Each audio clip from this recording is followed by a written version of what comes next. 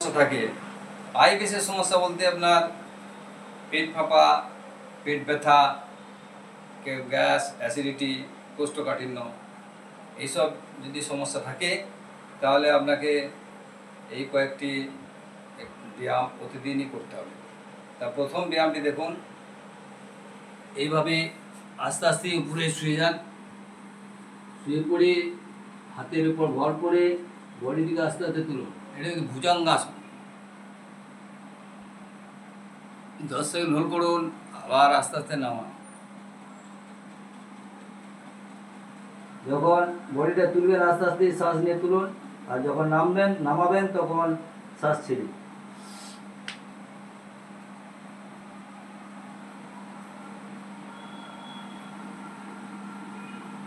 এইভাবে এই ব্যায়ামটি 5 বার করে করুন। নেক্সট যে ব্যায়াম সেটি দেখুন, এইভাবে আস্তে আস্তে হাত এবং পায়ের উপর ভর করে কোমরটি আস্তে আস্তে তুলুন।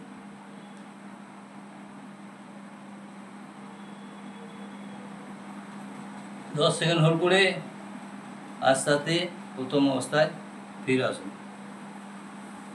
এরপরে যে ব্যায়ামটি দেখাবো দেখুন, আস্তে আস্তে চিত হয়ে শুয়ে পড়ুন।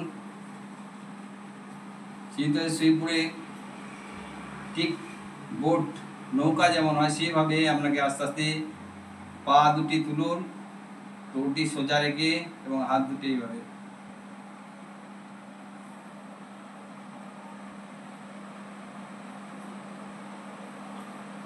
দশ সেকেন্ড হোল্ড করুন, আস্তে আস্তে বডি নামান। এইভাবে এই ব্যায়ামটি 5 বার করুন। আর একবার দেখাচ্ছি দেখুন,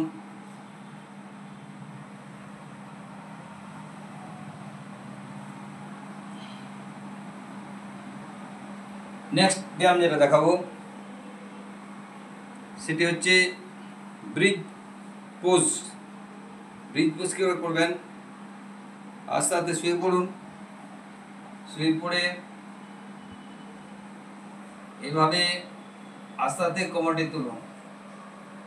10 সেকেন্ড হোল্ড করুন, আবার আস্তে আস্তে নামান।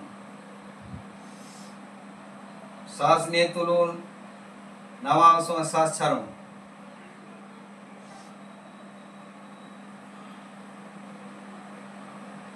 এইভাবে এই ব্যায়ামটিও 10 বার করে করুন। এতে আপনার হজম শক্তি বাড়বে, গ্যাস অ্যাসিডিটি হবে না, কোষ্ঠকাঠিন্য হবে না। নেক্সট ব্যায়াম যেটা হবে সেটা দেখুন, ক্যাটস অ্যান্ড কাউ পোজ। এইভাবে আস্তে আস্তে বডিটিকে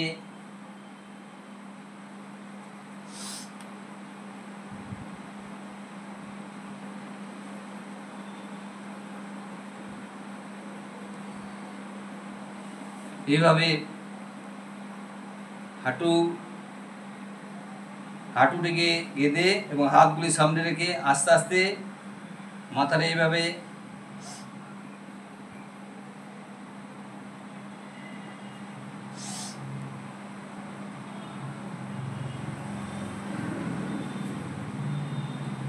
এটি 10 বার করুন।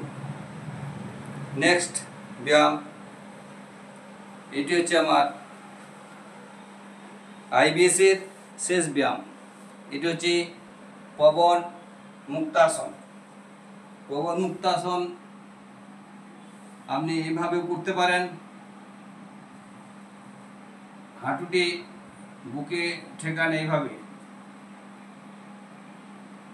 এই পাটি ছাড়ুন, আবার ডান পাটি নিয়ে এইভাবে করুন। পেটের মধ্যে আপনার গ্যাস একদম হতে দেবে না, গ্যাস বেরিয়ে যাবে আস্তে আস্তে। এইটা এইভাবেও করা যায়। এইভাবে আপনি 1 মিনিট হোল্ড করুন।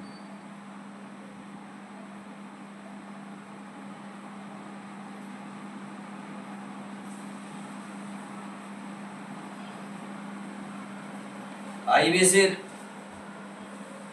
সমস্যার যাতে সমাধান হয়। আপনি এই ব্যায়ামগুলি রেগুলার করুন। যারা এখনও চ্যানেলটিকে সাবস্ক্রাইব করেন সাবস্ক্রাইব করুন, শেয়ার করুন এবং অনেক অনেক কমেন্ট করুন। সবাই ভালো থাকুন, সুস্থ থাকুন। ধন্যবাদ।